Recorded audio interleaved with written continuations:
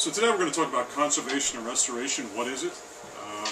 I don't know if there's myths, and at least for me, when I was just building furniture or started out in clock making, when they said conservation and restoration was kind of a mystique, and the guys that did it were, you thought they were trained in some exotic land or something. So, but in the beginning, as we just talked, we were talking about the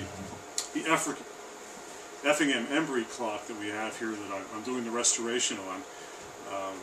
I'll just give you a little more information about him. I don't have too much because there's just not too much available. He was born in Flushing, Long Island, in a Quaker community, and as we said, at age 14 to 21 he was an apprentice to Thomas Pearsall, and immediately after his apprenticeship he was sold the business, and he only worked for 1 year. And it was thought that he was known to go around and scavenge wood parts, components, and clocks, and he ran across a coffin maker that was going out of business. And he had 12 tall cases there. And he asked him if he would modify them for him, string inlay, fans, pagoda type top. And the only variance you're going to get on these cases will be the fans. Some have fans, some don't. We have the same upper door design, same fluted columns, same eagle and mariner star in the pediment. This is the White House clock I talked about, which is in the diplomatic reception room. It's thought by the curator of the White House. This was donated for the bicentennial by the Dames.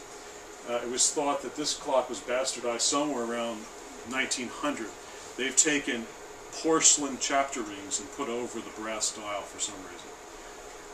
Maybe they thought it was going to add a little bit of depth or something, so it could have been either a late Victorian upgrade or just around 1900. And they also added spandrels, base spandrels and the spandrels in the arch, which this one is not. But this is the identical size of the dial. Under those chapter rings, those porcelain rings rather, those chapters, you'll see the same engraving that's on this one. It plays 6 tunes: march, minuet, dance, song, and 2 jigs. And it has an on-off button.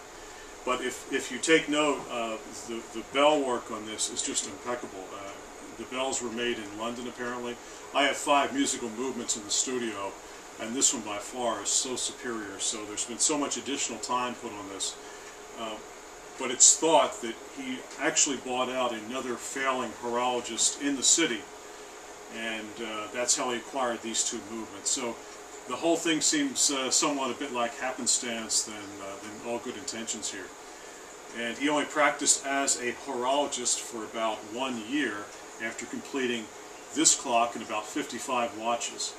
And then hence the watches have been traced back to Liverpool, and many of them have been engraved and over-engraved.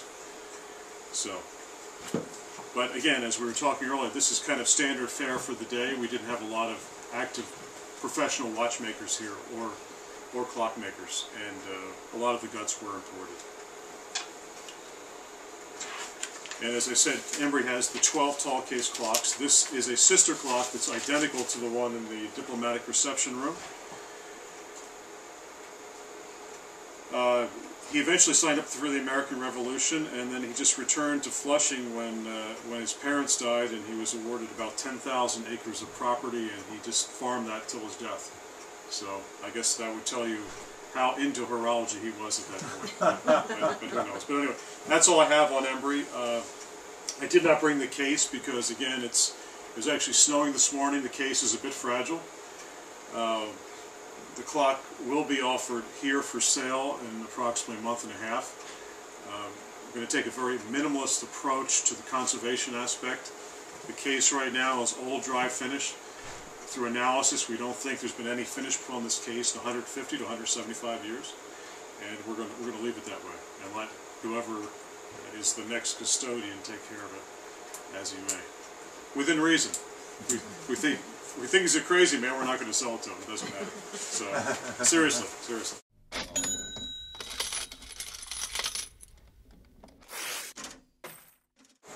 So we'll talk a tad bit about conservation here.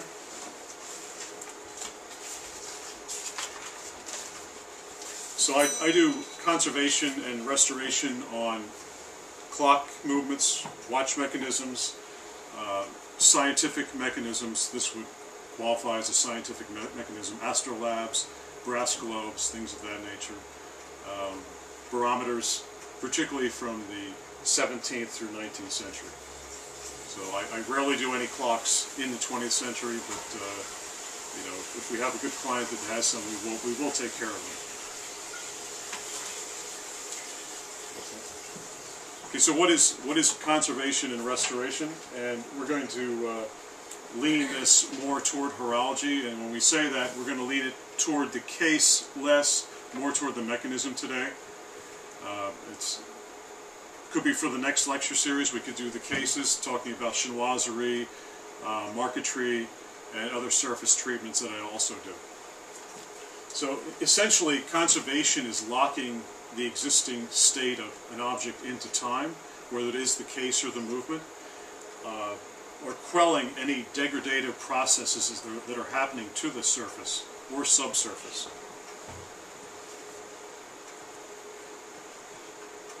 So restoration is where we get into a lot of problems when we're dealing with antique dealers, auction houses, collectors themselves. Everyone has their own idea of what this piece should look like, did look like, where it should be going. And as a conservator trying to develop, which this is what it's all about, developing a code of ethics here, vis-a-vis the British Horological Institute, and to a lesser extent the NAWCC in Columbia, PA. But I've worked extensively with the BHI, and we're trying to promote here, amongst clockmakers and clock repairers, that they develop a code of ethics with their clients and with the mechanisms they're working on. Because it's very nil to non-existent out there. We would assume that 80% of clockmakers in the East Coast, from Maine to Florida to the Mississippi, are really not or ill-trained. They're trained by the guy down the street when they were a kid.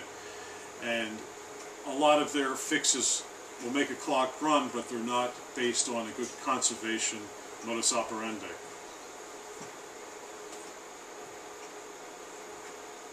So the difference is repair is just making that object work. And as we were talking earlier, that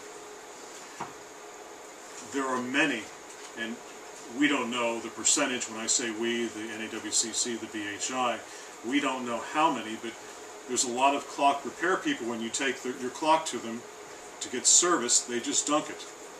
And they're not disassembling the mechanism, putting it back together.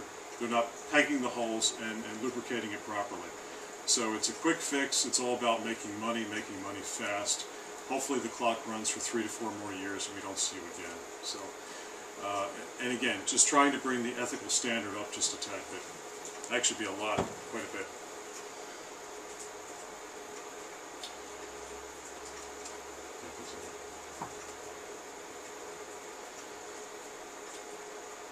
But at one extent, the conservation is this conservative extremity that, particularly with horological mechanisms, that the true conservation approach, once this mechanism is serviced and put back into good order, should it be run or should it not be run?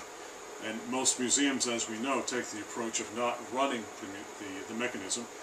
I have many clients with collections that don't run them, that run them strictly on holidays, which is all the better, or for demonstration purposes in museums, so forth and so on.